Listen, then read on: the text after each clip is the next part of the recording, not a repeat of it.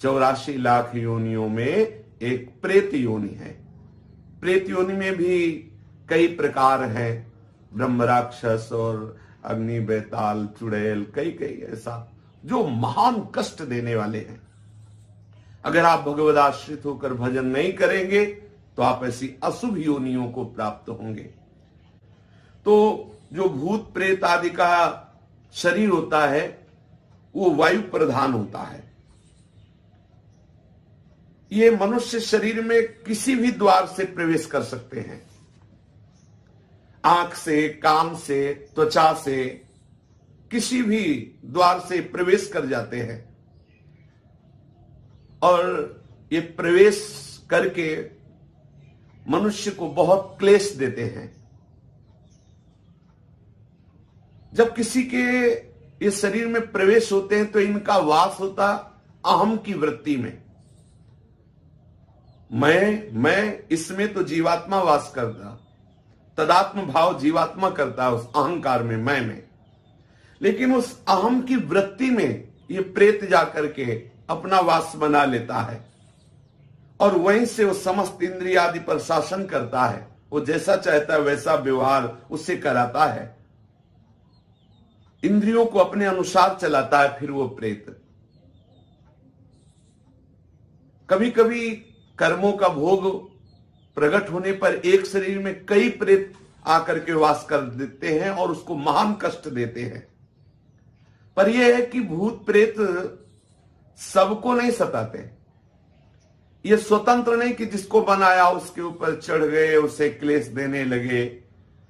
ये मल द्वार से, मूत्र द्वार से, नेत्र द्वार से, घ्राणेन्द्रिय के द्वार से, श्रवणेन्द्रिय के द्वार से, त्वगेन्द्रिय से ये प्रवेश कर जाते हैं। अहम वृत्ति में जाकर के इंद्रियों पर शासन करते, नाना प्रकार के क्लेश उस शरीर को देते हैं। लेकिन ये हर एक शरीर में प्रवेश नहीं हो सकते, इनके ऊपर शासन है, मनमानी नहीं कर सकते। भगवान भूतेश्वर के शासन में संपूर्ण सृष्टि के भूत रहते हैं और जब किसी जीव का वैसा कर्म बिगड़ जाता है तो उसको दंड देने के लिए वो छूट दे देते हैं, तो वो प्रेत उसके ऊपर चढ़ जाता है, उसको वैसी ही बुद्धि दे दी जाती है। बुरी दशा आने के पहले बुद्धि बदली जाती है। वो जाएगा, पीपल के नीचे पेशाब कर देगा, श्मशान में ऐसे समय में जाएगा, संध्या काल, मध्याह्न काल, मध्य रात्रि, या संयोग वशात कर्म के अधीन होकर के वो प्रेत उसके सामने आएगा, वो उसे बोल देगा, कोई ऐसी घटना घटेगी, वो अपवित्र होगा, वो उसके शरीर में चढ़कर उसे क्लेश प्रदान करेगा। पर एक पक्का समझ लीजिए, कोई भी प्रेत स्वतंत्र नहीं है कि जब वो जिसको चाहे सता दे, ऐसा नहीं है।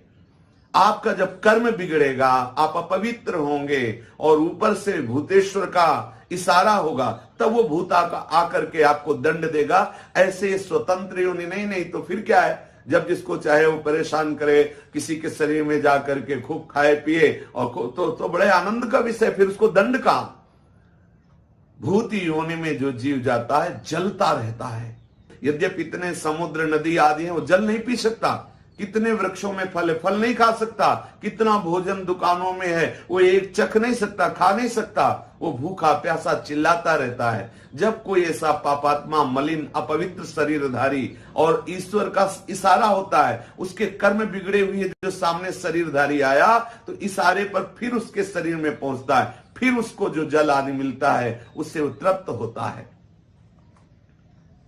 मनुष्य का कोई बुरा कर्म का जो भोग आता है तभी इनका संयोग होता है।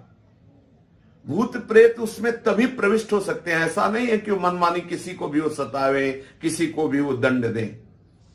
कर्मों का भोग जब तक बना रहता है तब तक उनके शरीर में रहते हैं। जहां कर्म भोग समाप्त हुआ, कोई न कोई निमित्त बनेगा, उसको भागना पड़ेगा। ऐसा नहीं कि किसी शरीर में वो बहुत काल तक बराबर रह सके। यदि रह रहा है तो कोई न कोई कर्म भोग उसका है जो उसको निपटा रहा है।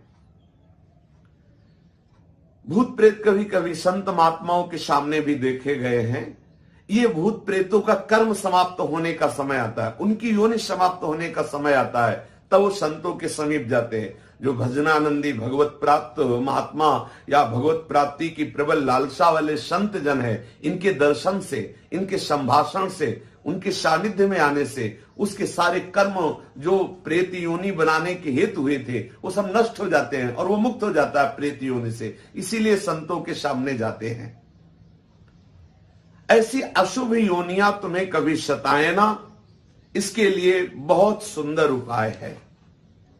शास्त्र वेत्ता महापुरुष कहते हैं कि पहली बात तो जैसे वृक्षों में है कोई कील गड़ी हो, तो यदि आप भगवत शरणागत हैं, गले में कंठी है, तिलक लगाए हुए, नाम जप कर रहे, तो अगर उस वृक्ष से कील उखाड़ेंगे तो वो आपके ऊपर कोई आक्रमण प्रेत योनि नहीं करेगी। हो सकता है वो कील किसी ने प्रेत को वहां अभिमंत्रित करके कील दिया हो और आपने से खिलवाड़ में कील निकाल दिया, संयोग आपका कर्म संयोग बना, तो वो फिर आपके ऊपर। या कोई बोतल जैसे है वो जमीन में गड़ी हुई है, उसमें प्रेत आत्मा को कील दिया गया किसी तांत्रिक ने। भगवान श्री कृष्ण जी की गीता आपको एक सफल इंसान बना देगी। कृपा करके इस वीडियो को पूरा देखिए। कुछ ही लोग इस दुनिया में सफल क्यों होते हैं, मैं आपको बताना चाहूंगा आज एक सीक्रेट जिसने मुझे जिंदगी में सफल बनाया, और वो कुछ खास नहीं है, और वो एक ही है, मेरे पीछे। मेरी सफलता का राज मेरे पीछे है, और वो है मेरी सबसे प्रिय चीज। और ये भगवत गीता जिसने मेरे जीवन को सफल बनाया, ये वही भगवत गीता है जिसके कारण आज मैं बहुत सफल हूं। लगभग 18 बरस पहले जब मैंने मेरे जीवन में एक किताब पढ़ी, उसने मेरा पूरा जीवन बदल दिया था। ये मेरी लाइफ का टर्निंग पॉइंट था ये बुक। इस दुनिया में जितने लोग अमीर और कामयाब बने हैं, उन्होंने किताबें पढ़ी। गीता जी में भी यही बताया गया है कि लाइफ कैसे जीना है, माइंडसेट कैसा होना चाहिए। तो एक्चुअली शास्त्र आपको जीवन जीना मैं भी आपसे निवेदन करती हूँ, सभी को गीता अध्ययन करना चाहिए। गीता में ऐसे ऐसी बातें बताया गया है, आप जीवन में कितने बड़े संकट में क्यों ना हो, आपके सामने कैसा अवस्था बन जाए, कैसा भी अवस्था आपके सामने बन जाए, कितने बड़े संकट में आप हो, अगर गीता अध्ययन करोगे आप हर प्रकार के संकट से बच करके बाहर निकलने का सूत्र गीता आपको बताती है। इसलिए गीता सभी को पढ़ना चाहिए। आज मैं जिस बुक की बात करने वाला हूं, जिस किताब की बात करने वाला हूं, वो आपको पढ़नी इतनी जरूरी है कि हम कहते हैं ना कि मरने से पहले कुछ काम अधूरे नहीं रहने चाहिए जीवन में, उसी तरह से ये किताब आपसे मिस नहीं होनी चाहिए। लेकिन मेरा दावा है कि अगर हम गीता पढ़कर उसके अनुसार जिंदगी जीना शुरू करें तो कभी डिप्रेशन में हम नहीं आएंगे, और डिप्रेशन का बड़े से बड़ा मरीज गीता सार के साथ ठीक हो सकता। अगर आप भगवत गीता पढ़ते हैं, भगवान का नाम लेते हैं, तो आप में तेज आता है। तो इसीलिए हमें तेज नहीं बनना है, हमें तेजस्वी बनना है, और भगवत गीता हमें तेजस्वी बनाती है। क्योंकि आज हमने भगवत गीता को किनारे किया है, इसलिए घर घर में डिवोर्स हो रहे हैं। आज इंडिया के अंदर डिवोर्स रेट 14% हो रखा है, और ये आगे बढ़े जा रहा है, बढ़े जा रहा है। Why? Because we are ignoring Bhagavad Gita. आज हमारे यूथ सुसाइड कर रहा है। By 2025 India would be world's number 1 country for suicide cases among the teenagers and youngsters as per Reader's Digest by 2025। तो क्या हो रहा है भाई? पर इसलिए हो रहा है because we are ignoring Bhagavad Gita. Bhagavad Gita की बात कर रहे थे, मैं एक पॉकेट गीता रखता हूँ अपने पास। जब भी जीवन में कुछ संकट आता है तो मैं बस कोई भी पेज उठाकर पढ़ लेता हूँ, तो आई थिंक एक कंट्रोल आपके मन में आ जाता है। If there is no teacher in life, I think Bhagavad Gita can be the perfect teacher. आप किसी भी दुविधा में हो, उसके अंदर सब, उसमें सवाल नहीं, उसमें सारे आंसर्स हैं आपके लिए। आपके मन में कोई भी सवाल है, ऑटोमेटिकली वो आंसर आपके सामने आ जाता है। मेरे फादर ने बोला, आप क्या? मैंने कहा एस क्लास लेंगे पापा। बोले यार तू मिडिल क्लास से एस क्लास पे पहुंच रहा है। मैंने कहा देखो काम कर रहा है कि नहीं कर रहा है जुगाड़। बोला हाँ काम तो करता है यार, सही जुगाड़ बहुत सही है। कौन सी किताब? मैंने कहा ये 200 रुपये किताब थी मात्र, जिंदगी पूरी बदल दी इसने हमारी। साथियों, गीता धर्म ग्रंथ तो है, पर ये जीवन ग्रंथ भी है। हम किसी भी देश के हो, किसी भी पंथ के मानने वाले हो, पर हर दिन समस्याएं घेरती रहती हैं। हम जब भी वीर अर्जुन की तरह अनिर्णय के दोहराए पर खड़े होते हैं, तो श्रीमद् भगवत गीता हमें सेवा और समर्पण के रास्ते इन समस्याओं के हल दिखाती है। अगर आप एक विद्यार्थी हैं और अनिर्णय की स्थिति में है, आप किसी देश के राष्ट्राध्यक्ष हैं, या फिर मोक्ष की कामना रखने वाले आप योगी हैं, आपको अपने हर प्रश्न का उत्तर श्रीमद् भगवत गीता में मिल जाएगा। मैं तो मानता हूं कि गीता मानव जीवन की सबसे बड़ी मैनुअल बुक है। जीवन की हर समस्या का हल गीता में कहीं न कहीं मिल जाता है। मैं मुसलमान हूँ, मैंने 30 पारा पढ़ा है, मैं हदीस पूरा पढ़ चुकी हूँ। जिन्ना का बनाया हुआ 1937 का शरिया लॉ के हिसाब से बहुत सारे केसेस देखे हैं। सनातन धर्म में ना एक ठहराव है। भगवत गीता में ना 3 तलाक की बात नहीं लिखी हुई है। भगवत गीता में ना पॉलीगेमी 4 शादी की बात नहीं लिखी हुई है। भगवत गीता में ना निकाह मुत्ता की बात नहीं लिखी हुई है कि 1 घंटे के लिए सेक्स करो और छोड़ दो तलाक दे करके। ये भगवत गीता नहीं बताता है।